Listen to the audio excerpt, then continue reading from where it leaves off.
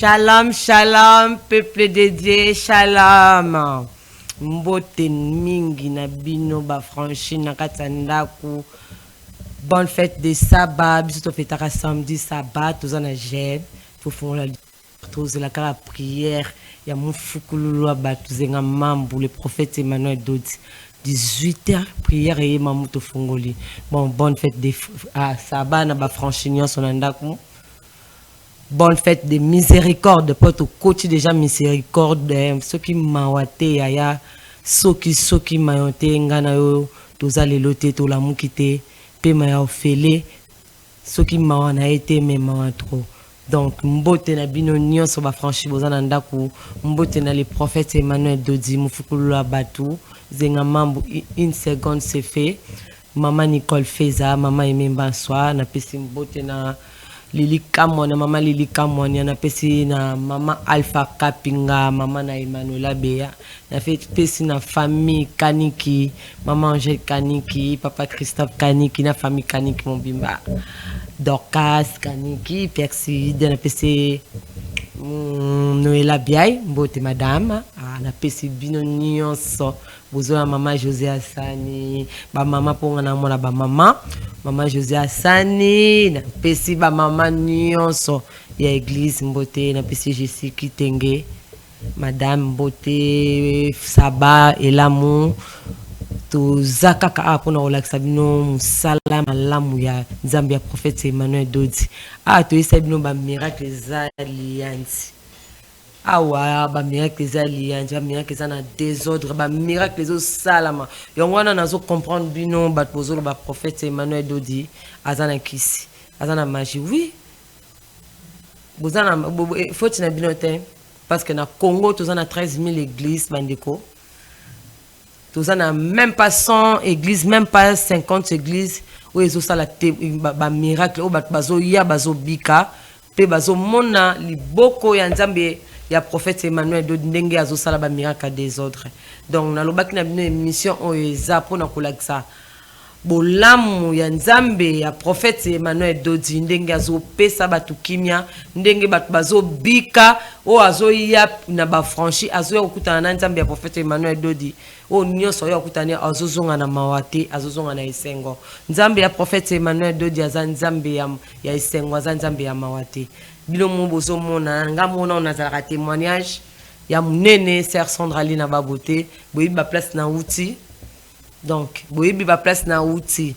Donc ce qui Nzambe ya prophète Emmanuel Dodi, ce qui mawa ya Nzambe ya prophète Emmanuel Dodi te mais lelo nazate, ngapi nazaki victime na mbasu boyebi.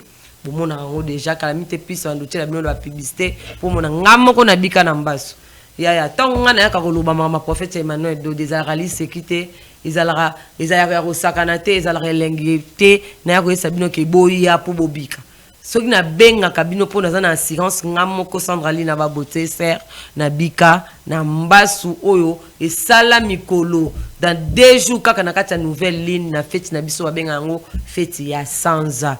Il y a une nouvelle ligne, il y a un prophète qui a 2 jours mardi na bika. Donc, tu peux batala kingai ba ope bazana kondima, bazo ndimi la Nzambe prophète Emmanuel Dodi, bango pe ba yeba biki na kolakisa bino témoignage. Ya mwasi oyo atala ki pe ngai kaka. Ndeko na ya mema ki abitala sœur Sandra Lina ba bote azaki na mbaso etungisa ke mikolo ebele.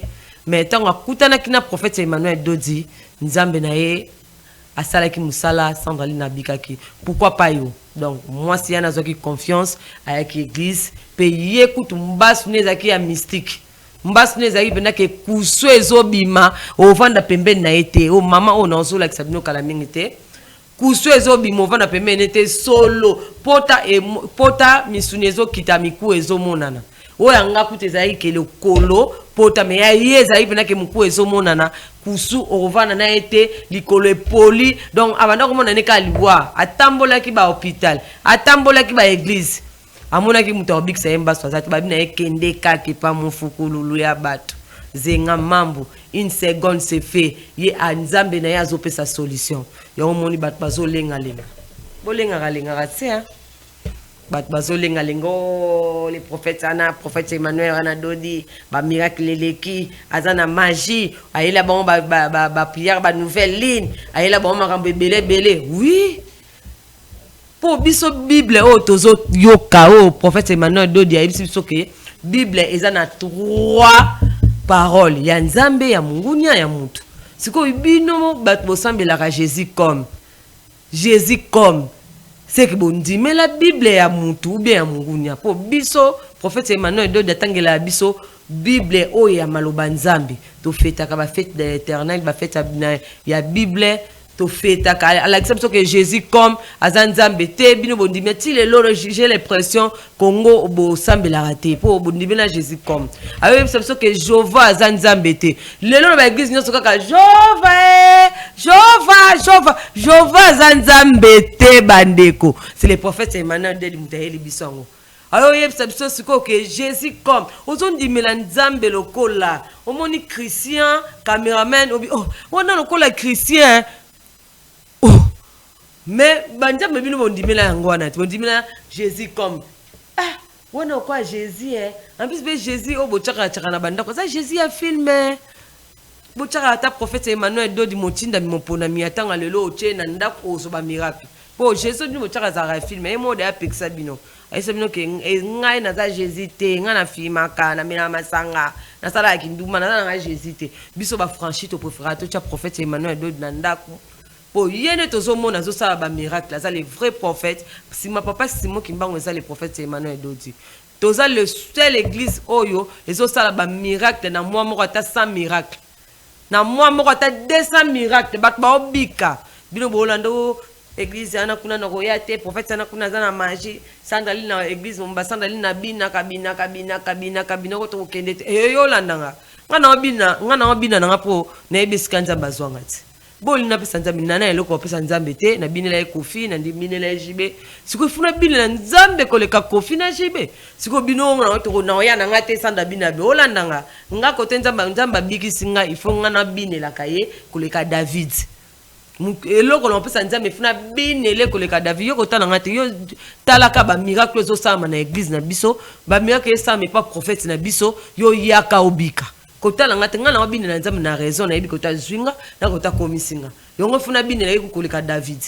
donc na yebi azan Nzambe ya miséricorde azan Nzambe ya mawa to wana miséricorde moi o yaya Nzamba yo kele bino ba mawa Congo Nzambe yo keso mawa to za Congo il faut prophète Emmanuel Dodi a purifier ngo Congo pene il faut prophète Emmanuel pour to za na motinda mialelo mopona mialelo bino boye batesta komaki bino boye bate boke de sambela ba Jova ba Jésus comme boke de sambela ba Nzambe moko bino boye bité mais biso to sambela Nzambe to yebi Nzamba prophète Emmanuel Dodi Nzambo azanzamba tikotaki Nzambo apesa kimia olia to zana kimia Nzambe oyo azola exception ke to landeli Nzambe pona biloko mokilite neti nga Sandra busolo ba oh sandali na kakobina awabala te awobota te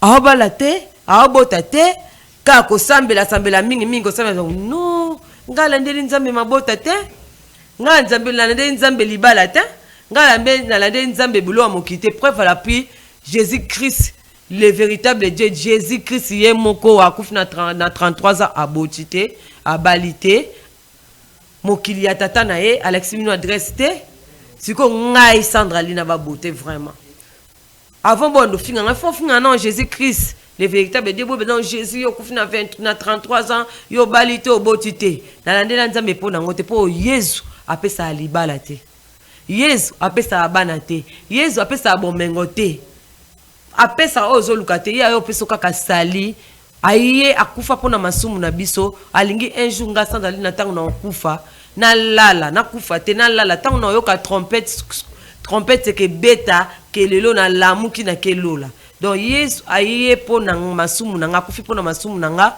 akufi pona kota sali na kati na nga kota vie éternelle donc o comprendre siko po Yesu apesa mabala te so na apesa mino na va na muke koto po ni Yesu apesa mabala te po Yesu dakuta mama ne Maria za de fiancé Joseph akuta mama na Maria za de fiancé Joseph akuta de Pilato de azalaka na ba immeuble ba appartement ba mbongo Pilato akuta déjà moi sa ndumba azalaka akuta déjà bana basala masumba bundaka akuta de abato masanga ba mela ba whisky ba sododo banini ya ka pona ngote ya ka pona akufa pona biso masumu na biso akufa pour na salier quand on a vu na biso un jour tous en a vie éternelle. Donc boye baki eza ba valeur munyo so lingaza na bota bala zanini mais talela nzamba prophète Emmanuel Dodi azanzamba tikotaki azanzamba solution o nyoso ozoluka soki oye okozwa na yo kubanga na yo te Yesu ye mo akufana 33 ans asala nika kombo mokila tata na ye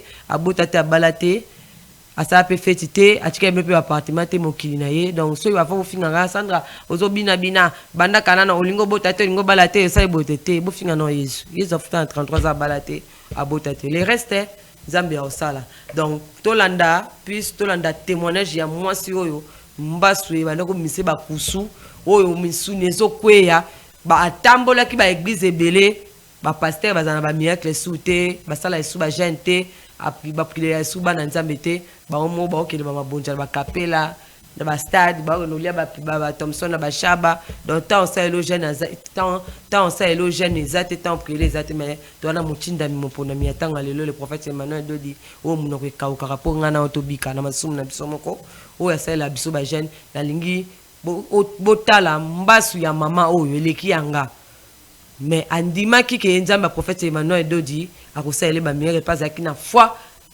akobika lokola Sandra lina bika campus plus ingénieur na lobby les bogards ingénieur plus lancer les biso na mama oyo batala ndenge senge kotaki kimi kotaki na mutema tanga kutanaki na Nzambe ya mufukulula bato zaki 1 minute une seconde c'est fait to beta ngoto leka kwa mobali atika ye asundola ina bana mbanda bwakele maladi mobali akenda menzambe alogotaka bakwe lelo nzamba bikisa ye lokolo ezonga normal oh bien metango nazomona epa na ngezo pesa nga émotion parce que tozali parmi bato toyambaka oyo oui ma sœur metalizela bakozwa yo caméra topesi yo maloba yonde mutu traversa souffrance oyo qu'est-ce qui s'est passé ndeni obela ndeni okoma awa et c'est que le Dieu du prophète Emmanuel Dodi a fait les lo obika peuple de Dieu basana posa kolanda yo Shalom église ngai na bengami na kombo Agnès Meta naye awa pona tatola munene ya Nzamba Dodi oya sali na nzoto na ngai mutu amemanga awa eza mama leki na ngai bibi na kotala pasi oyo nga nazalaki nango nazalaki na maladi ya mbazu babwakela ngai epambanda na ngai alobi nga nakufa natikele libala bana nga batikala baorphelina me Nzamba Emmanuel Dodi asepeli te mokolo na yaki ya Nzambe tata pambola yoyo mutozo beta maboko o comprendre yaka émotion hein mokolo na yaka ya liboso bayambanga na pasteur Moïse et pasteur Josué de mokolo na yaka na pasteur Chamala azwi huile d'olive na mafuta batienga na likolo babondeli pona ngai balobi na banda kolandela prière na chambre haute na banda kolandela mokolo ya mibale ezalaki po pasteur Josué ateya atienga na maboko ya pasteur Moïse amemi ngai epa papa abondeli pona ngai alobi pe batianga liboso po atielanga maboko liboso ya bato me batianga liboso na kiti mopanzi wana mwana nga déranger o azalaki nanu moke bazongisi nga na nsima nayebi ebele awa bayebi ngai de nazovanda na nsima wana na bangusu ezokita na se ezosalanga pasi ozoyoka afandi bankusu ezobima na lokolo ezosala nini ezobima na nzoto ya moto ezokita na se okotala mbala mibale te banani bayebi ka oyo ntango aya banani bamona ye merci nde na nsima wana nde bazongisi ngai papa asilisi koteya baye po bamemanga nazonga papa atielanga maboko balobi papa sa silisi mwaya asala lisu bongo eza te nalelaki makasi nazongi mokolo yango mpe balakisi nga Sandrine ke mama leki ayebisi eke pesa mwana mwasi yo courage azolela Sandrine abandi koteya ngai apesi nga na mbongo Sandrine abandi koteya ye abandi kopesa eliki parce que ye mpe abika na nini Sandrine nzambe tata pambola yo nde mokolo nazonga na ndako babanda komema ngai nazongi na ndako tobandi kolanda prière na chambre ota tozoyaka mais nouvelle ligne ya 4e mois navandi lisusu na nsima mopanzi wana nayoki papa azobondela alobi ke bato nyonso baza na maladi ya mbazu babiki. Amen. Mosakoli azoloba lelo bato nyonso baza na maladi ya mbazu basali nini? Nouvelle ligne ya 4e mois ya 2024. Yolanda yoka témoignage kolanda distraction ya bana te. Nde mukolo na biki na yoki posa na telemanga moko na ya kotia offrande.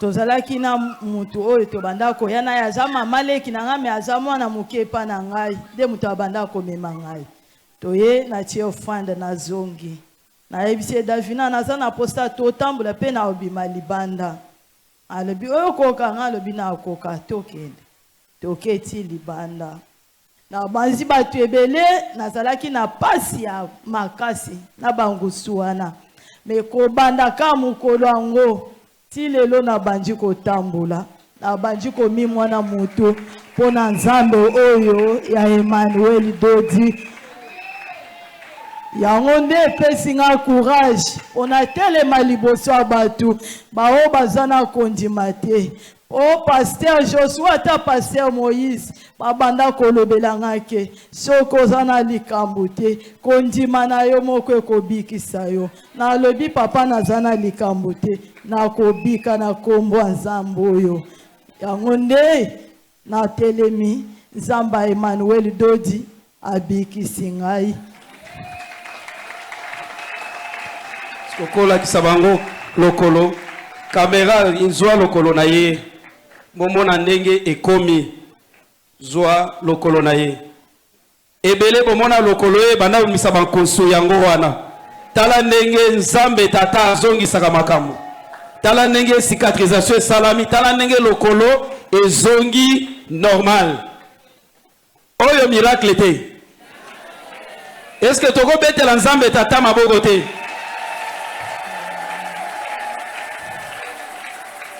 nde lokolo eya awa ezobimisa bankusu nde lokolo eya awa misuni ezopanzana nde lokolo eya awa mukuwa ebanda déjà komonana mais regarde ce que Dieu a fait ata lelo ndeko abandi kotambola boye parce que babandaki soit kosimba ye nde azotambola boye ou soit kotombola ye na kiti mais lelo Nzambe ya prophète Emmanuel Dodi asali bikamwa ndeko bayawa bazomema ye mais lelo ye moko azotambola lokolo zongi normal Nzambe azongiseli elikia et puis atikali libela afranchi azwa babateme na ye pe atikali kokangama na nini na lingomba et témoignage ye moko nda ye kosenga yango il fallait leka na nouvelle ligne ya mois passé mais vitant alela ki alobi il faut na telema na tatola parce que na ya awa ya kopola na bakusu botika na tatola seke nzamba prophète Emmanuel Dodi sali na vie na ngai est-ce que oyo miracle te oyo elonga te est-ce que ko adorer nzambe na maboko te aseke asali na ndeko na tatola seke nzamba prophète Emmanuel Dodi sali na vie na ngai est-ce que oyo miracle te oyo elonga te est-ce que ko adorer nzambe na maboko te aseke amba yende azotambola boye ou soit kotombola ye na kiti mais lelo nzambe ya prophète Emmanuel Dodi asali bikamwa ndeko bayawa bazomema ye mais lelo ye moko azotambola lokolo ezongi normal nzambe azongiseli elikia et puis atikali libela affranchi azwa babateme na ye pe atikali kokangama na nini na lingomba et témoignage ye moko nda ye kosenga yango il fallait les kana nouvelle ligne à mois passé mais vite alela ki alobi il faut na tele manatato la parce que na ya awa ya kopola na bakusu botika na tato la seke nzamba prophète manodo de sali na vie na ngai. Est-ce que oyo miracle était oyo longa te est-ce que ko adorer nzambe na maboko te aseke asali na ndeko meta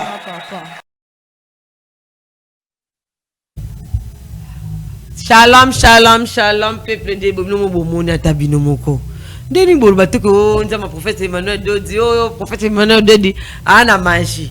Il y a biso à toi, on a ba chambre folle à témoignage, toi on a ba conteneur à témoignage, toi on a ba mal à témoignage, toi on a ba témoignage, et belé na ebisio. Toi, on a témoignage belé. Donc, chaque samedi, bon, nous avons 3 témoignages. 3 témoignages. Là, samedi, nous avons ma prophète Emmanuel de Dazo Sala.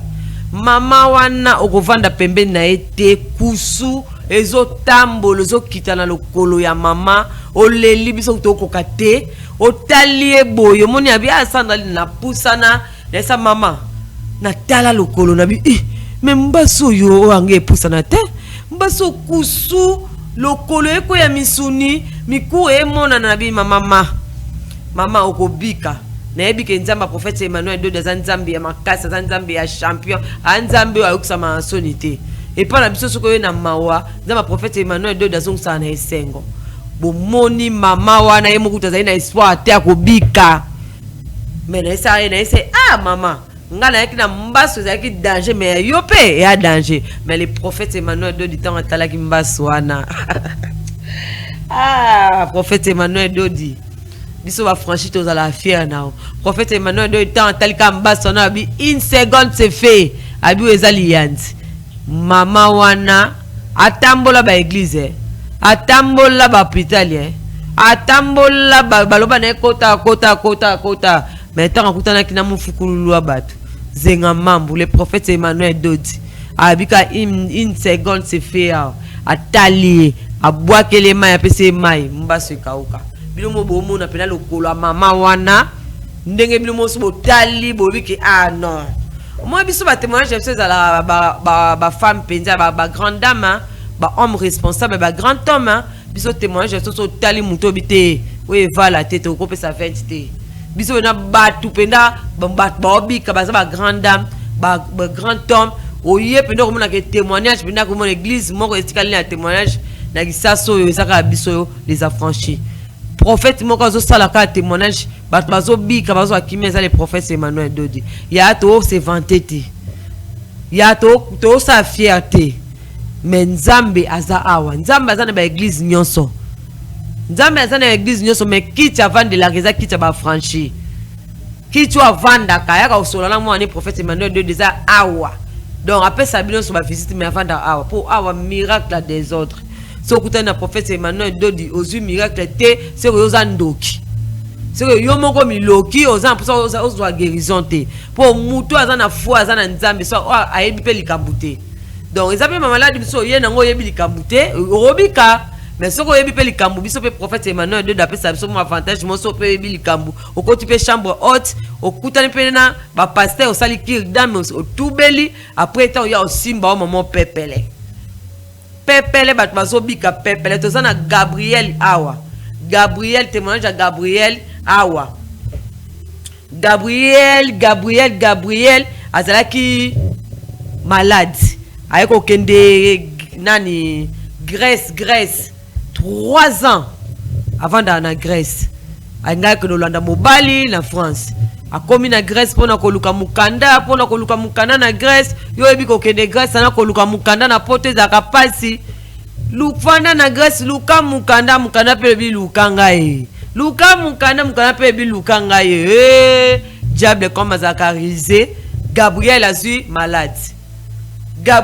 malade Bella Gabriel comme maman paralysé AVC Gabriel a belli makasi talaka ya oza mboka mpaya o luka mukanda olanda mobali na France donc o comme na mboka na mukanda ozuite o belli paralysé comme ta mwana chaise roulant Abin Zambe na ngai na kosuka ndenge na Grèce à sans famille sans ndeko sa camarade na yo obela wali susu Gabriel abi Nzambe ba ko lakisa ye mufukulu ba eza na prophète moko so kuta na ye na mukando kozwa na paralysé na ekesila a koti na kati ya chaîne na biso Emmanuel Dodi TV fubo landa kango bo banu mona pe makambo mona pe mate ya prophète Emmanuel Dodi a koti kuna landi ayo mona mufukulu la bato na distance biso prophète Emmanuel Dodi a big ça en distance eza na bato baobika awa eza pe bato baobika na musika donc miracle na tellement eza étrange miracle na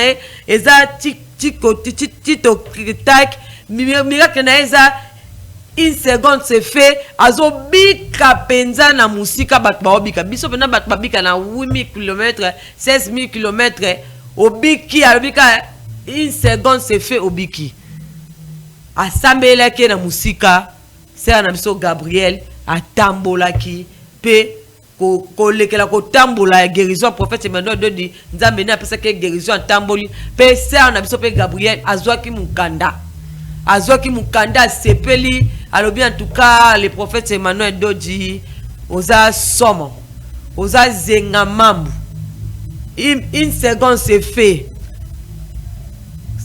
papa solution abenga ke ba kombo nyonso ayo ko telema na paralysé abiki na malade ayo kende poto France kolanda mobali na ye azui deux miracles donc deux miracles donc abiki na paralysé alongo na chaise roulant ayo kende France alandi mobali na ye su mukanda en tout cas Nzambe prophète Emmanuel de tolo belonde ni po biso prophète atande kono azama malade na musika kobanga te kobanga tatande kono azana 8000 km ataza na 5000 km donc miracle prophète Emmanuel ezolanda ti côté mutazali mutabiki bongo bino bato bosana Congo ovandi awande kono na mbasu ovandi ande kono koma na AVC ovandi ande kono za paralysé ovandi ande kono bela kama maladi OK ba docteur ba kokate ba église ba kokate botamwane partout botika kande onayo akufa na ndaku otiki yoso taleka akufa na ndaku ndeko lamuka yaka na 6e rue limité résidentiel 6e rue avenue Révolution numéro 817 yaka toza na moment ya miséricorde toza na mawa Nzamba kiti ya biso mawa ate osala kilisumu ndenge nini Nzambe alobi Nzamba prophète Emmanuel de Doro bakebo ya lolengo bozaleli ya to omela whisky yaka obika ato mela diamba yaka ato mela cigarette ato sa kinuma ato moboma muntu yaka osa ki dami yaka kosenga bolimbi Nzamba prophète Emmanuel Dodi akozukelo solution yo muto tiki ndeko no ba hôpital yo muto tiki ndeko na fa na ndaku ozotala ka bozo monaka sandalino mutabina bina na église bon ya na obina pona biko Nzamba zui alokotinga ya na ifuna bina na binele kofi boya ko tshanga mbo na podium na bingela ejibe boya tshanga mbo na podium e bongo sikuna ko binele Nzambe bino bato mokimo komo ba ote abinele Nzambe mabe awasala te na binele Nzambe pona biko ta zwinga na ko ta komisinga na ko ta okenanga talaka le prophète Emmanuel Dodi abi Nzamba ba franchi toi na présent toi na le passé siko biso to ozela avenir na devenir Nzamba prophète Emmanuel Dodi a mystique talaka naissance dans l'inazabo na tala venir na devenir nanga donc ma prophète Emmanuel de préparer biso déjà venir na devenir donc ça veut dire que oye awayaya ko sala ba jetene na lo baloko tala nongate so la nino ngo sana lina bina obika na hote yo yaka ngana bina Nzambe po Nzambe na bika otabikisa bikisa na dembasu ya 2020 na 2021 mais erome na kufa mais mun ngali boso note ma prophète Emmanuel Dodi abikisango donc yo pe sala lokola baninga ko buka na kutute oh prophète Emmanuel Dodi za magique que l'église na telo kuta bamia ke leki on ba benga za magie sangana na ba prophète ba pasteur te arina na makio te ke da ba shaba te za na makita te yo moni Nzamba osa na kati na ye ana spiritualité ya solo en plus aza motinda mopona miatanga lelo sima papa so mbango za le prophète Emmanuel Dodi eza kaka solution na solution soko ye kobika na kobika en tout cas botala bino moko ndenge la sœur Gabriel ndenge azo témoigner moko na ndenge azoloba na ndenge paralysé silaki après paralysé ko sila azoki mukanda kendaki France kolanda mobali na Nzamba prophète Emmanuel Dodi aza somo penza aza Nzambe ya miracle Nzambe ya masekite Nzambe ya ba miracle nzambe ma persécuté. On te sait chaque samedi to ndo like musala nzambe azo nzambe prophète Emmanuel Dodi azo sala na njoto bana bato. En tout cas vous la kimia po mopo na moti nami isa komaki. Le prophète Emmanuel Dodi.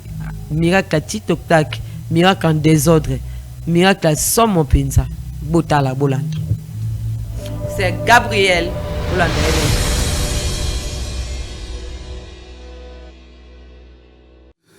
Shalom, shalom. Shalom, mon père, le prophète Emmanuel Dodi. Mes respects et sa grandeur.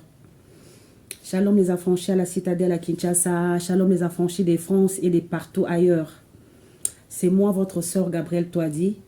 Naekota tola bola mwanzambe tata nandenga mukapesinga mukanda. Na témoigné déjà deux fois avant. Mais naeko bandila kobakisa belément o ezangaki. Na zalaki une femme commerçante, nazaki na magasin munene na Zandu na Lac Muiro. Mobala longaki France aiko balanga na Kinshasa. Mobala zongi ngana eko landae na sima quelques années après na nzela ya Grèce. Na koma na Grèce na fin 2018. Kokoma na komi na Grèce 2019 na bana maladie. Na bana maladie 2019, 2020, 2021. Na komi na 2021 na bina kota na kineko na kina na France na libala. Na komi na juillet 2021 na sali AVC côté droite nyonso paralysé. Na côté hôpital na sali 1 mois et demi na bimi na bina pe mamuke na zo makasi. Na komi na octobre na sali rechute deuxième AVC. C'était nazaki na bitumba moko etelemaki non na mona bitumba bongo te bitumba etelemelaki ngai makasi na yeko bima na fin novembre nazeli kutuka 4-5 jours nazaki en chaise roulante na voyager na France ba vidéo ezali koke na komi na France mobali bolingo ezalaki susu ndenge tozalaki te moi si akomi infirme moi si azaso ndenge azalaki te bolingo ezalaki susu te incompréhension ekoma ekotelaki biso naye kokoma affranchi na 2022 na nzela ya frère na nzela ya kolanda émission ya frère Ken Piana que je salue mon frère Ken Piana shalom que Dieu te bénisse papa nakomi affranchi naye kobenga naye kozwa numéro ya prophète Emmanuel Dodi naye kobenga le prophète Emmanuel Dodi papa yambinga na prière ngai na bandi ko expliquer na expliquer papa to sololi papa pesingai papa salinga prière apesinga numéro encadreur na ngai papa Gelonteka mon papa shalom mon papa que Dieu vous bénisse merci papa na komi na papa to komi ko sala ba prière na komi ko expliquer ndenge makambo ezolika na ndaku ça n'allait pas papa to komi ko sala ba prière ba 3h du matin ba 2h 3h 4h du matin ba prière on est sali que ndako on ezaki na ba milimu ndako on est tomboki donc kimia na ndako zaki sosuté mobala komi ko sala ba 4 jours libanda ya ngana etana nganga moko na kati na ndako esali que na kokoma libanda ba chenga libanda ya ba chenga libanda na komi na balabala j'avais pas d'issue place okende zate ndeko zate mamate na se retrouver ngai moko en déambulateur. Papa zoki nga na chaise roulante na eko koma na déambulateur na sali na wume na déambulateur na kobi kolala ba 115 na 115 après ba sans abri bato bazanga ba bisika to kota 16h ubimi 8h du matin na kema mbangu mingi na na komi na France mobali aboya ko pesa nga mukanda na ke ko senga mukanda na ofra na expliquer et tout baboyi ko papa singa refus na eko sala recours bapesinga lisusu refus na komi na libanda baiko pesa nga ordre de quitter au QTF quitter le territoire na comme ça papa Gelor be tranquillise toi to sambela kolanda ngote to sambela na eko tika na makama mikanda et tout na vani nanu na baniko na koti na mozindo parce que bitumbeleka kinga mingi ça n'allait pas na koti la profondeur na mozindo ya prière 2023 nyonso na sala makamukanda te na sala démarche mon côté 2024 na sala démarche te na comme na fin 2024 na ke kuluka nasali demande mosusu na ofi naki kosenga mukanda loko nazalaki malade nazalaki na badocument oyo ekoki kopesanga mukanda mpona titre de séjour naki kokotisa bayi kopesanga rendez-vous le 5 janvier oyo 2025 le 5 janvier 2025 naye kokende na ofi interview na badocument na ngai elakisi ke parce que ana bandaki boso pina bando ko l'hôpital 2 semaines après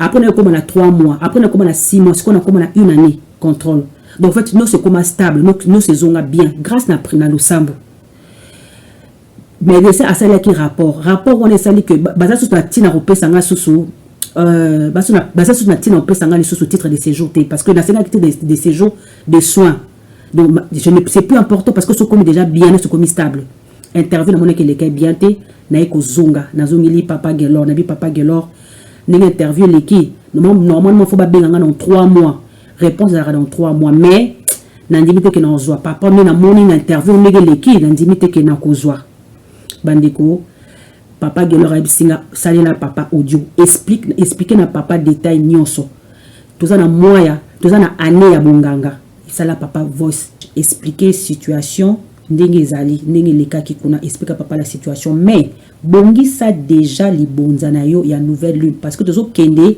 na nouvelle lune bongi ça déjà li bonzana dès c'est la papa audio n'expliquer détail non sur le papa nous avons besoin d'intervenir dans la situation parce que moi je suis guéri na biki mena biki na nzela ya nzambe na yo alors na ndibite ke ba opesa nga mukanda ndi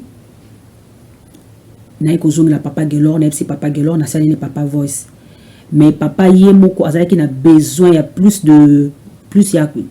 y a compréhension et ba détail papa aiko benga papa Gelor accueilli papa réponse ezalaki positive la réponse était bonne papa azwa ki problème nanga en charge et na coupé sa offrande nangai l'offrande est très importante na bonganga l'offrande est très importante na coupé sa offrande nangai ba epsa ki biso réponse est dans 3 mois donc nous na samba ki le 8 janvier je devais prendre ma réponse dans 3 mois 3 mois et koka ki na noté nga le 20 janvier na yeko nota ndoto ba pesenga mukanda te na ju refus na lamu ki na sina bengi papa Gelor et ça ne va pas passer na loti na ju refus ba pesenga refus papa le Gelor a sois calme ma fille comme d'habitude sois calme ma fille sois calme 4 jours après papa Gelor a loti ngai na ju mukanda na telemi na tamboli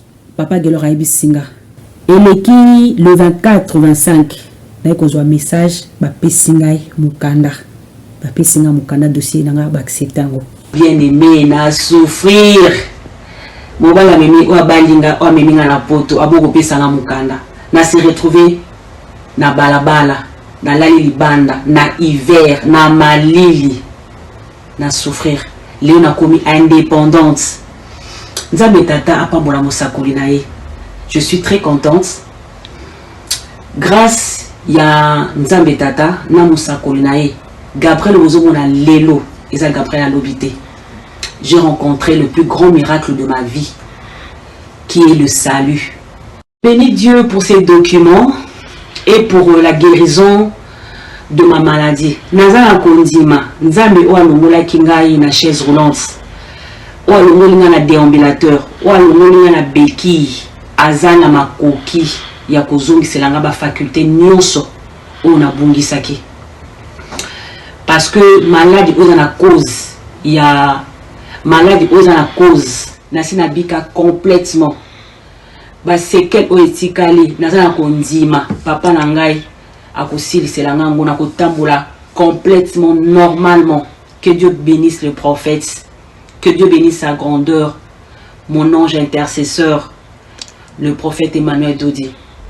Shalom à tous les pasteurs, à mon encadreur Papa Gelanteka, à l'apôtre Tosha, au pasteur Gédéon Chamala, au pasteur Josué, à tous les pasteurs de la citadelle, que Dieu vous bénisse. Merci beaucoup pour vos prières, merci beaucoup.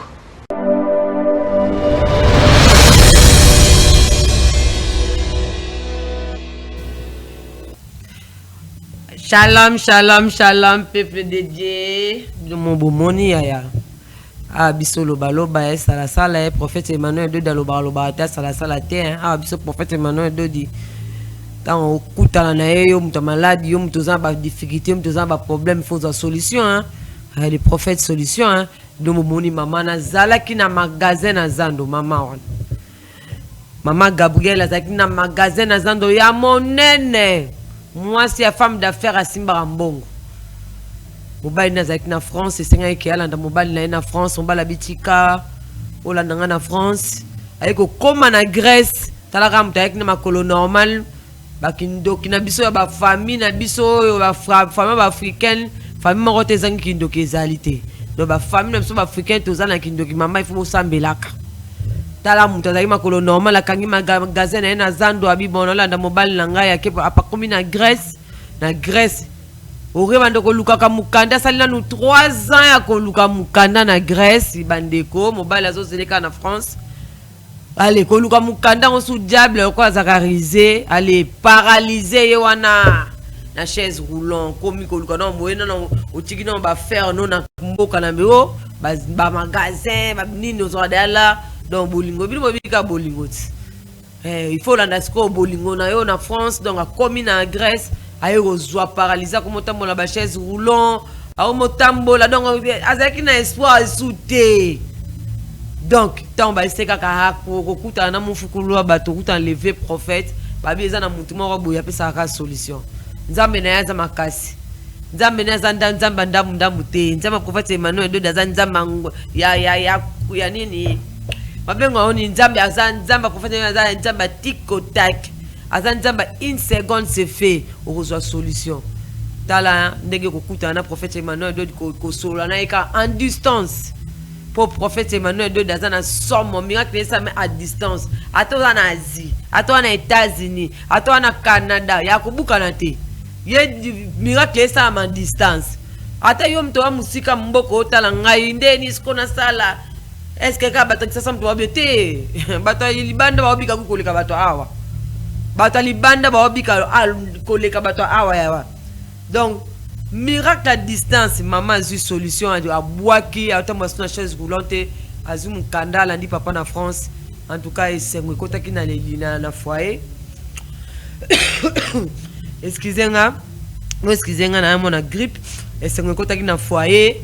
Maman kutana na mobali abwaki chaise roulant azumu kanda akutana prophète Emmanuel dedans abiki ya telemi azumu kanda la ni mobali na France kimi ekoti en tout cas na libota ya bana nzambi ya maman Gabriel en tout cas bokanga na nzamba prophète Emmanuel dodi na esi yo na Congo ba miracle za ba prophète ba sala so ba miracle bazate ba pasteur ba sala so ba miracle te et comment ko luko ba miracle au fondé. Comment le miracle fondé pas na biso miracle so otali mutu otali na miracle salami obite kokode o sati ke biso mo ba grand homme ba grande dame ba to danger bazo bika po ani bandimeli ba ebike mochinda mopona miatanga le prophète Emmanuel dodi une seconde se fait après ce kimia biso na ba franchir à kimia nan to ana miséricorde to zasiko na semaine na miséricorde ndeko na so bengo la musa ndeko na yo na hôpital na ndaku Zambia prophète Emmanuel de ayokele mawa tout ça na semaine de miséricorde et que si la mardi oyo toi lobi to kubana déjà jeune à sec botaka nga 500 dali na koma ba jeune ba sec et ça na étrange te donc na koma ba jeune à sec to bana jeune lobby dimanche to bandi jeune à sec ti mardi na pourquoi to fongoli pour na ka nzamba ayokele so mawa na mama sumu na biso nzamba ayokele so mawa na o no sala ya mabe sepesa sepelisa nzambe te nzamba prophète Emmanuel de kepso mawa de tulungola bazemi nzamba prophète Emmanuel de kepso mawa na eza na kati na biso parce que tout le monde a makambo biso tozolinga na se ya mabele oyo kande bino bolinga ka bato babota babala basala nyonso wana babika baza na bonne santé to wana semaine à miséricorde ndeko utala ndeko no nanda kwa vandite yokela imawa yaka na yena ba franchi na 6e rue limité 6e rue résidentielle avenue Révolution numéro 817 ndeko yokela ndeko no mawa bimisa na hôpital so minganga ba ozeleka liwa minganga ba kokite ba komotala na gauche droite minganga ba kokite ba ozeleka liwa bimisa na hôpital yaka na yena 6e rue awa na limité Avenir Révolution numéro 817. Nzamba prophète Emmanuel Dodo Okele Mawarobika. Ozalozana mbasu tumeur, sida, cancer, malade ndenge na ndenge. Télémisa ndeko na o vraiment aya kubika. En tout cas, tant dans le balabino bon dans le balabino dans assurance cette fois pour na ebiki pas na monsieur ratarate. Et pas na monsieur ratarate yo musalo osala ka ke sokola ndeko na yo la tisa yaka na église. Yaka na yakutana na mufukulu wa bat aobika oza solution. En tout cas, yo longola ka ndeko na hôpital salaka devoir na yaka na eka cause solution. Yo ndeko na na mambasu ba cancer ba infection ba bala raté. En plus c'est ça ba to maladie te na yo mtampiaka. Osali 40 ans vani chez bino ba lek ba comment otolo ko finga yo. En tout cas, yaka na 6e rue Avenir Révolution numéro 817 na 6e rue résidentielle limité résidentielle yaka ata yo mtapiaka orolongola orolo tamboro na njila bat ba okamo. Nzama prophète Emmanuel Dodo a la miracle en désordre. Na yo mtampiaka. Omoni ke na fina yo mto vande babi obota te, babi obala te, babi osa eloko te. Yaka nzama prophète Emmanuel Dodo a okelo mawa. Akopesa o kimia. Akopesa yo vraiment kimia ndenga pesa ki mama Céline. Awanda ko bota te. Mama Céline awanda ko bota te soka zuika ka zemi ndenga zaki azwaki zemi ya 1 mois. Azana zemi ya 1 mois mais a régla kaka. Makila chaque jour a régla kana ekaka. Uyo zana zemi o régla kaka. A régla kaka mama kila moko ya ebele batwa o mais yo zana zemi ya 1 mois ndeni o regaka. Mama Céline ye pas na poto. Yo zana zemi ndeni o régla kana no suma kile zo bima yo banini no o fani sali zemi te le côté a mona ki solution ezate. Maman mona solution te azana ina zemi ko régler na ko régler. Ba website ba bité mutu mo aza kunati wa kanga ka règle wa kanga ka makila o nzambe azana nzambe na kati o azo porter Christ na kati na ye o azo porter bénédiction o azo porter guérison o azo porter kimia azana Christ na kati na ye ba bezaka le prophète Emmanuel Dodi benga ye o solution ya ba règle no ke katana pe moi na kuvanda bien na libumu ba no régler soute yepe achaki pe tembete. Il pas mon qui bat ne bazobika. Il pas bien qui mufuku là bat le prophète Emmanuel Dodi. À partir ya musika azoki guérison règle katanaki azana kimia règle katanaki ayeko bota pe bozo mona bébé nenga mimi azokumisa a nzambe monene ya nzambe ya prophète Emmanuel Dodi. Puis chez la maman Céline tout à la témoignage naï.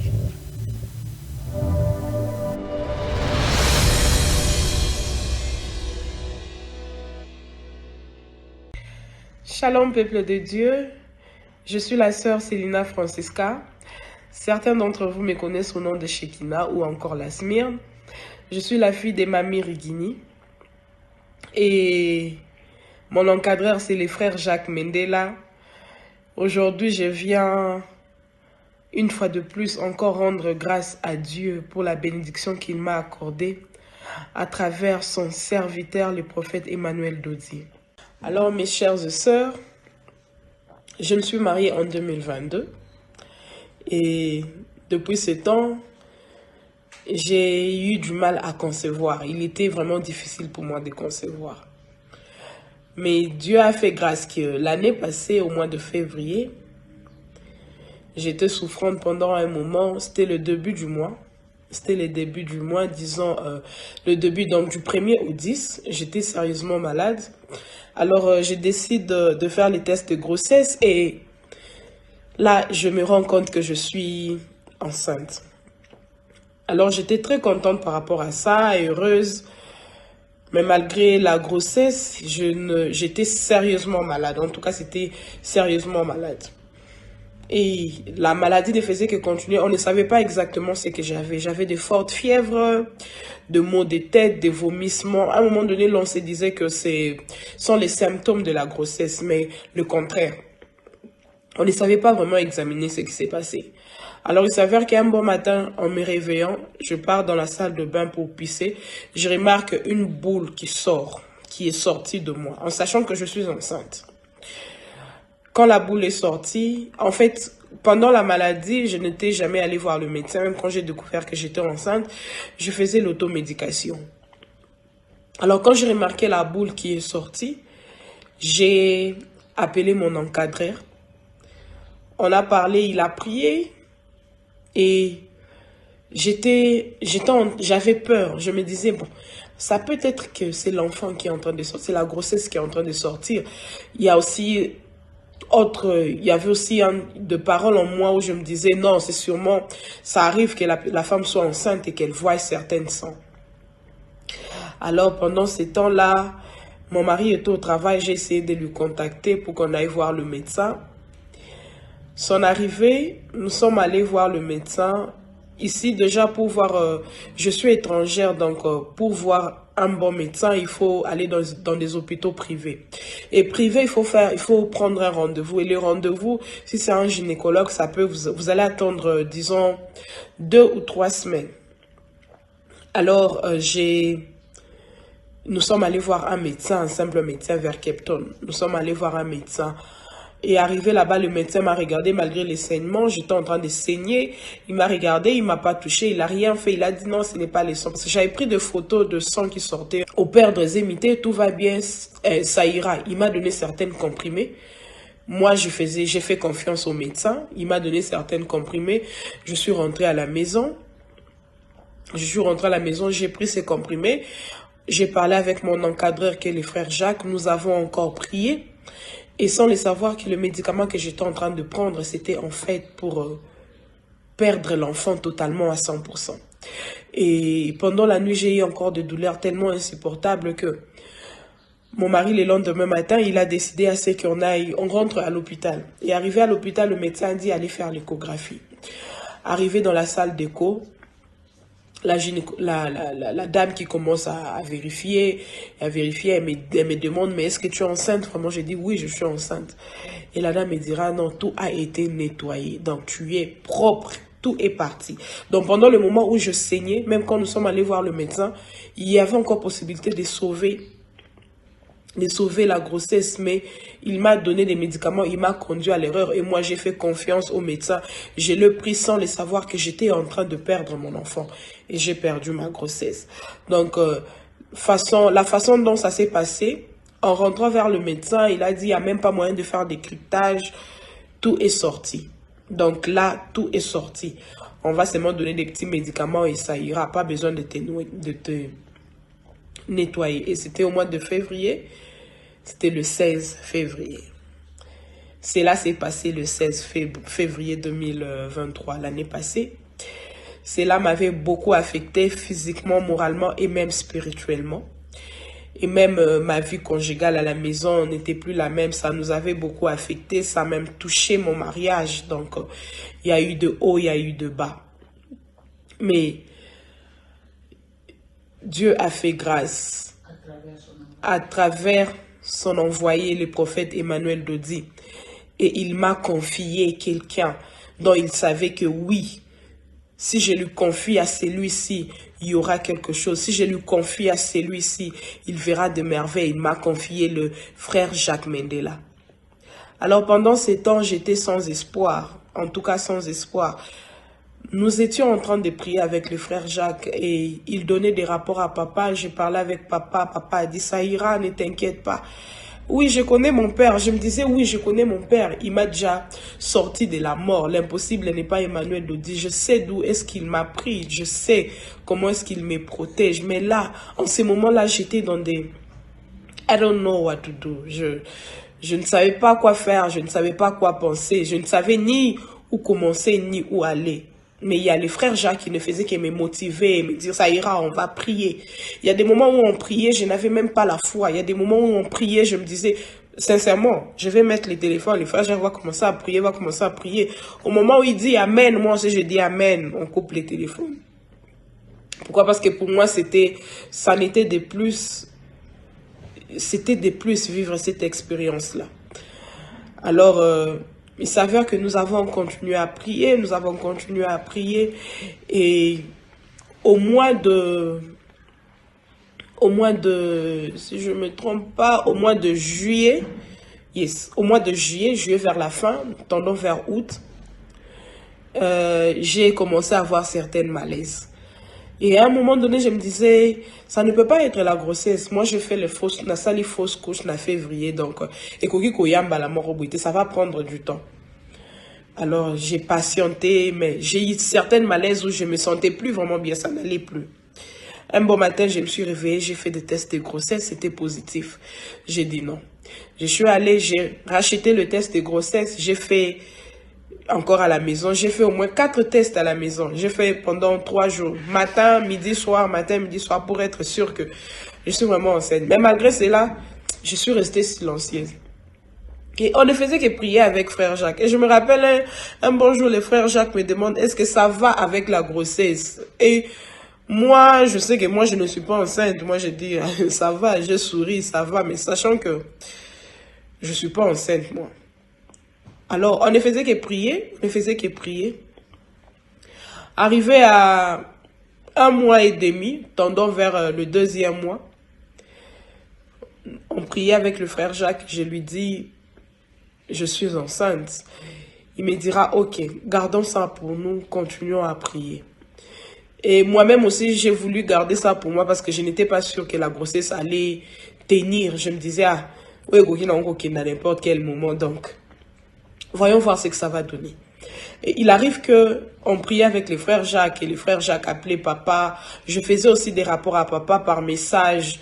Ah, il y a 2 jours, j'écris de messages. Papa, il y a ceci. Papa, je suis enceinte. Papa, il y a cela. En tout cas, je faisais des rapports. Je n'exigeais pas de messages, des réponses de sa part, mais je savais que mes messages arrivent et qu'il les lise. Il n'a pas besoin de me répondre. Le fait qu'il a lu ces messages-là, je sais qu'il a pris ça à cœur. Alors, je faisais cela, j'envoyais des messages à papa, on priait avec le frère Jacques. Le frère Jacques me dira, il faut faire des messages à papa, il faut dire à papa où nous en sommes maintenant. Et arrivé vers 3 mois, moi et les frères Jacques, nous avons décidé de dire à mon mari que je suis enceinte. Oui, moi et les frères Jacques. Parce que c'est mon encadreur, j'ai suivi ses instructions. En tout cas, jusqu'à la fin, je suivais ses instructions. Alors, j'ai décidé de dire à mon mari que je suis enceinte à 3 mois. Arrivé vers notre 4 mois, tendant vers le 5e mois, nous partons à l'hôpital, je commence les instructions. En tout cas, jusqu'à la fin, je suivais ces instructions. Alors, j'ai décidé de dire à mon mari que je suis enceinte à 3 mois. Arrivé vers notre 4 mois, tendant vers le 5e mois, nous partons à l'hôpital, je commence à avoir de malaise. On dirait que j'ai un problème de sang, il y a diminution de sang. Je n'ai pas totalement de sang. On a même commencé à faire la transfusion, à écrire des médicaments pour le sang. Il y a le sang, il y a eu beaucoup de choses, beaucoup de complications pendant cette grossesse. Et moi, j'appelle encore les frères Jacques une fois de plus. Regardez, je viens de l'hôpital. On me dira que j'ai un problème de sang. On me dira qu'il y a des complications. Le frère Jacques dira non, ça ira. Nous allons parler au prophète. Le frère Jacques est allé voir le prophète. Et il m'a dit, toi-même aussi, fais un message au prophète. Moi-même aussi, de ma part, j'ai fait un message au prophète. Je me rappelle même un jour, il y a le prophète qui m'a répondu. Il m'a dit, tout ira bien. C'est tout ce qu'il avait dit. Il n'a pas commenté tous mes pleurs. Il a seulement répondu en disant, tout ira bien. Alors, avec le temps, on a fait la première fois qu'on a fait l'examen de sang, je n'avais pas complètement de sang. J'étais déshydratée.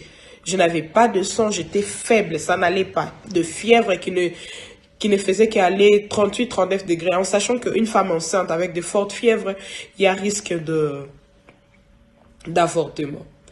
Alors, il s'avère qu'après de prières intenses avec le frère Jacques, disons 1 mois après, je rentre à l'hôpital pour le check-up. On me fait les examens et tout allait complètement bien. Le sang, je demande, et le problème de sang, on me dira non, tu vas bien, tu n'as aucun problème. Même le médecin regardait, mais qu'est-ce que tu as mangé? Moi, j'ai dit non, je n'ai rien mangé. Il dit, tu n'as aucun problème de sang. Peut-être que c'est parce que tu avais la fièvre. Ici, là, tout va bien. Selon le médecin, il a dit que c'est parce que j'avais la fièvre. Pour eux, c'est la fièvre qui a fait en sorte que je n'avais pas de sang. Mais pour moi, c'était bien autre chose. Il a dit, ça va, tout va bien. Je n'ai pas de médicaments à te prescrire, tout va bien. Je suis rentrée à la maison, mais malgré cela, on n'est pas resté silencieux. On a continué avec des prières avec le frère Jacques. J'ai aussi continué à informer papa à propos de mon évolution, comment est-ce que ma grossesse évoluait. Arrivé vers le 6e mois, je vais vers mon check-up et on découvre que l'enfant a une position bridge.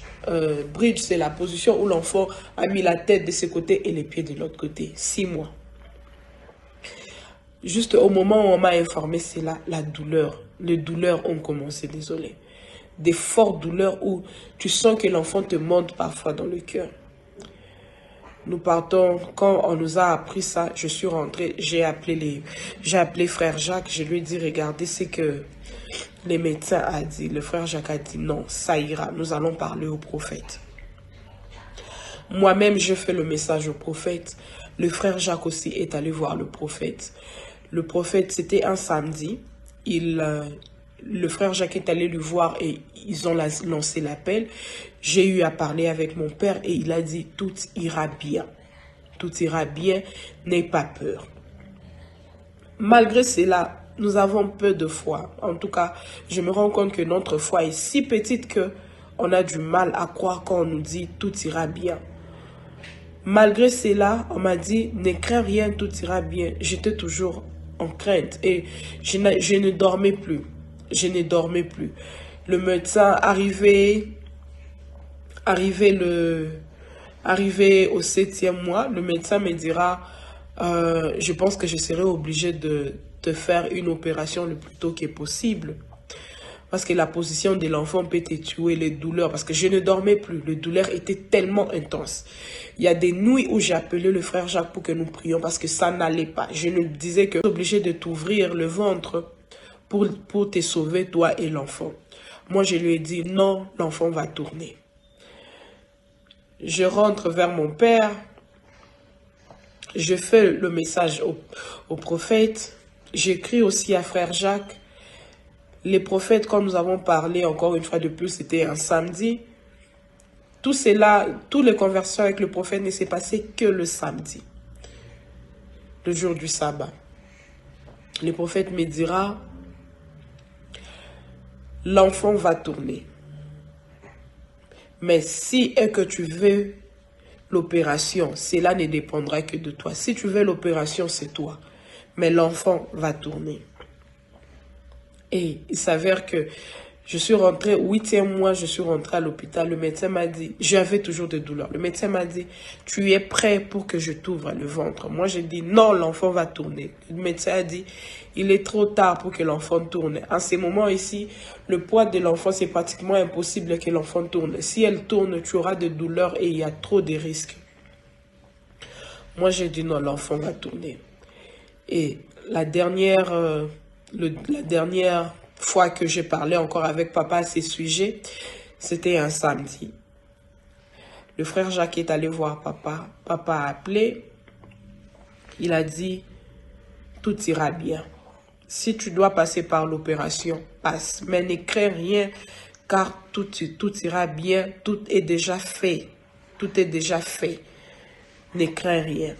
C'est par là, c'est pendant ces moments-là que j'ai commencé maintenant à avoir la force. Parce que du début de ma grossesse jusqu'au 7e mois, je n'avais pas la foi. Je ne croyais pas que je pourrais arriver à la fin. Je ne croyais pas que je pouvais toucher à mon enfant.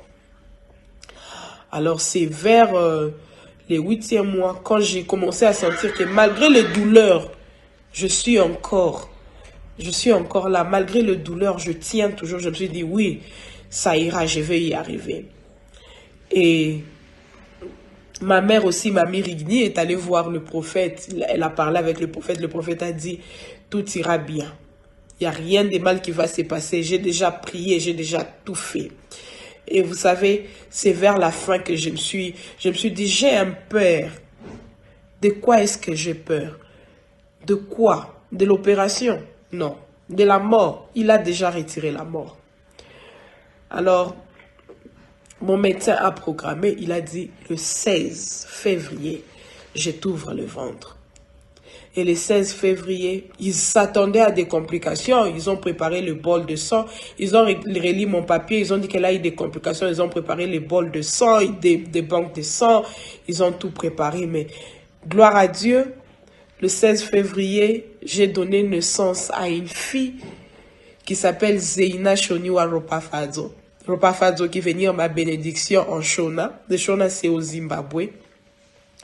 Et je rends infiniment grâce à Dieu et merci au prophète Emmanuel Dodi. L'impossible n'est pas cet homme. L'impossible n'est pas cet homme. Nous autres sommes loin. J'étais prêt à Kinshasa. Je me disais que quand j'étais là-bas, je faisais de la blague. J'ai vu l'importance de cet homme ici, en étant loin. C'est en étant loin que j'ai vu l'importance de cet homme. C'est en étant loin que je me suis dit, oui, j'ai un père. Sur place là-bas, je me disais, mais je suis ici, je n'ai pas eu besoin de sa main, j'ai juste eu besoin de sa parole, j'ai juste eu besoin de sa voix. Et oui, j'ai accouché ma fille, elle est là avec moi, je vais vous la montrer. Il y a ma fille, elle s'appelle Zeina. Papa, merci infiniment. Que Dieu vous bénisse, que Dieu vous donne une longue vie, qu'il vous bénisse abondamment. Maman dit, c'est aïe, maman, c'est aïe. Elle s'appelle Zeina. Merci infiniment, papa. Merci au frère Jacques. Que Dieu vous bénisse infiniment. Merci au peuple de Dieu. Merci de m'avoir écouté. Et ceux qui sont dans de mêmes situations, n'ayez pas peur, ne craignez rien. Vous avez un Dieu parmi vous. Je ne sais pas de quoi est-ce que vous avez peur. L'impossible n'est pas Emmanuel le dit. Peu importe le temps que ça prendra, peu importe les complications, le combat, vous finirez par arriver. Vous finirez par arriver. Merci infiniment. Merci beaucoup.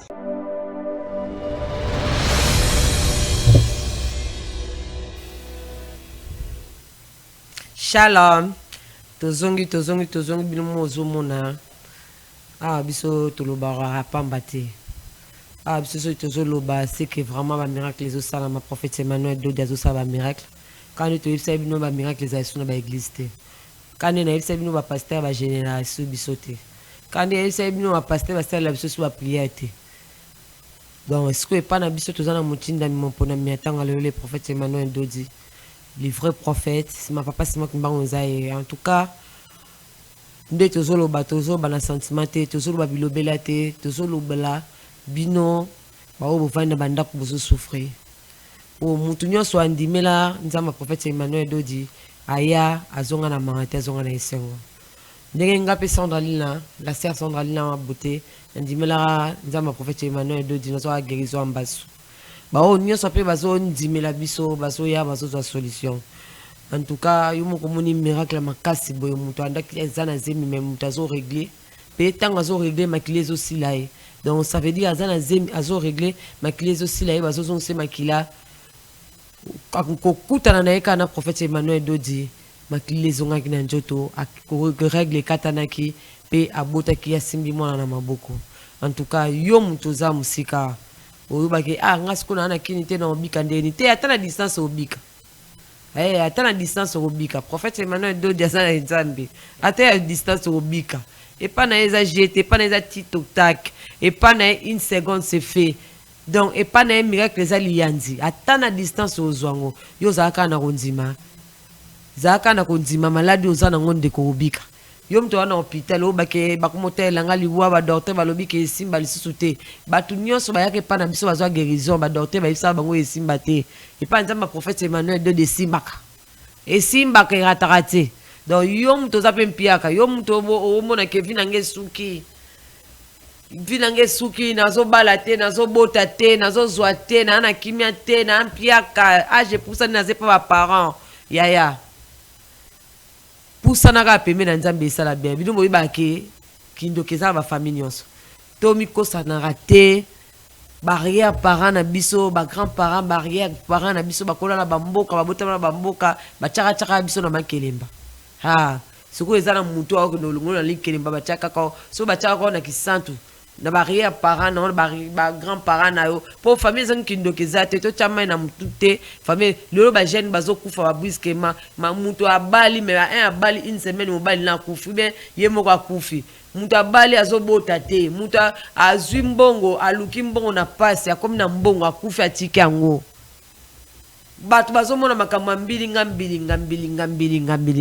ba bebele yaya ko bankubuka na utu te ba famille mso africain kindokezali yo mona o balio na libumute ti okoli bacha ona likelemba so comme na 50 o mso okufa comme na 30 okufa comme na 20 okufa yaka ya oba mso na likelemba bacha yo so bacha ona kisantu likelemba gina na mboka bino ba kisantu na luwozi na bakongo na kimpese na kasangulu na lukala o bacha ona libuna na mboka nini ya bacha ona likelemba donc yo kata ba chaîne wana yo kata ba lien wana likelemba pour ba famille na biso ba africain ba kota ma kelemba batu donc yo mto liaki no likelemba wana te ba kotela likelemba ba chauna likelemba mo en tout cas yaka ba katelo likelemba owi ko luka nyonso ozwi libala et comme na libala kuna obota te oko luka ke ozwa libala te mais obota bele mobalo ya aboto atiko mobalo ya aboto atiko okuna boto atiko ezana mibali en veste ba chef coutumier ba nganga yo yebite mso monaka mobali mo en veste bonjo nganga selo makam to dena mutina moponami ozo buka balwa nyonso ya muyini satana ozo buka makamu nyonso ya muyini satana o lelo soka simbio na une seconde se fait makamu na ebongi ya kotala ngaka bote Sandraline pe imta ote pa kofina jibe pe na imta ote absolument na ote abino na ote abino po na chanja na ote abino po na bonga na koma mwana ya mfukululu abatu ya zenga mambu le prophète Emmanuel II na ote ya oponga pe na bika momoni nga devoir na osala te nga devoir na ngezaka na obinela Yesu na obinela Nzambe tata na obinela Nzambe prophète Emmanuel II kwa mutaliboma na binele kukoleka ta David akata bilamba na obinele po kote Nzambe prophète Emmanuel II azwingai kote wana azwinga batu musu na tambola ba église ebele ba ko obimisa kote Nzambe prophète Emmanuel II azwinga te ka Sandra oyo kaba bote na binela Nzambe na binela kofina jibe bo sepele bo chainga mbongo siko na binela Nzambe ko mona mabe et on a lobi pe Congo eza suye il faut prophète Emmanuel II purifier Congo po makamba bien bilo momo na mabe ko binela Nzambe pena bien bongo binela Nzambe linga do asol nga louange photo binela en tout cas ndeko yo mto otana ngana ndako yo mto vandi obike vina ngesuki te na okufite vina esuki te o ngape na obala lisute nango ebiso obala lisute o na obota lisute nana ebisi yo esu kutende na Nzambe mfukulu bato ebiso ke obota lisute bacho point nana ebiso ke Nzambe prophète Emmanuel II za a otiko na point na Nzambe prophète Emmanuel II alongola point tala bino mona mutana zemi a régler pe makile si la bazo si makila metanga kutana kina Nzambe ya prophète Emmanuel II azo ki solution pe le moni bébé Alexino bébé toi na ba témoignage belé chaque samedi na za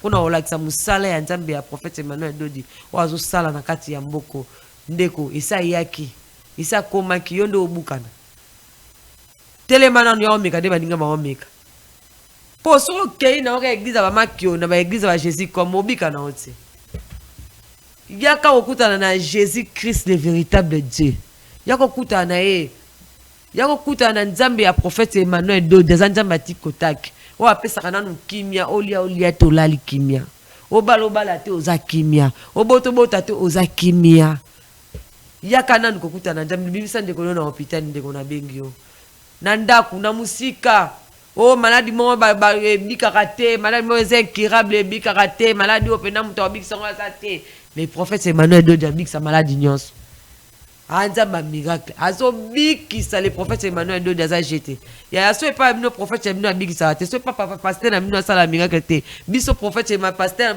le prophète na biso sala miracle so pasteur na mino sala miracle te prophète na mino sala miracle te so bomona miracle kala donc boy ba keza na église moko les affranchis eza na prophète moko Emmanuel Dodi eza na musali moko o azana déjà komaki aza déjà oyo miracle non c'est ça lianzi miracle non c'est ça na une seconde c'est fait yakandeko na bengio so talinga ba boto nenga binela Nzambe na binele po abikisanga na ebi otazunga na binele na kopesa mbote to ana semaine ya miséricorde na pesa adresse to ana semaine ya miséricorde mawa ya kama weza likolo na ya kanza ma prophète Emmanuel II za mawa akolimbisa wato utakoboma yaka auto saki ndumba yaka to mina diambo mina shimbo ko mina masanga to momeli masango za munda kwiti yaka Nzama miséricorde na semaine o ezala likolo na mawa na Nzambe ezala likolo na yo mto omona ke ozana espoir te ozomona esika ya kozula kimia te yaka na limité 6e rue résidentiel, Avenir Révolution, non 817, il y a cause de Kimia, il y a cause de Alobo, quoi, prophète Emmanuel Dodi. Il y a où ça là, Alobo, prophète Emmanuel Dodi, à la somme. Il y a où ça une seconde, c'est fait, ma personne, maman, il a pas, mais là, il y a même un peu, on n'a pas là, ah, il y a un monde, ça va prophète, va pasteur, qui zungu, azana majte.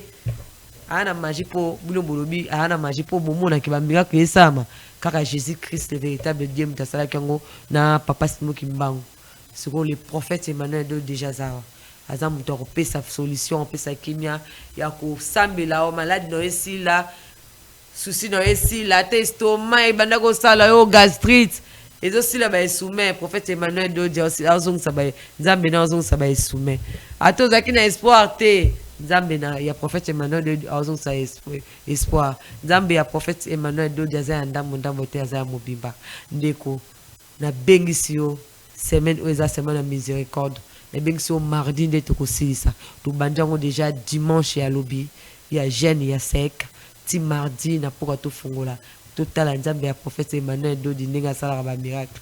Ya awa li sécurité tik awa. Tikotak. Ndamba prophète Emmanuel Dodi aza somme. Bon, tu quittes aussi ici, tu as un abino samedi. Je ne suis rien, je ne suis rien. Je ne sais rien, je ne sais rien. Je ne sais rien, je ne sais rien. Je ne sais rien, je ne sais rien. Sans yo, sans tata. Sanzamboyo, Samba franchi, je ne suis rien, je ne sais rien, je ne suis rien, je ne sais rien, je ne suis rien, je ne sais rien, Sanzamboyo, Santata, Sanzamboyo.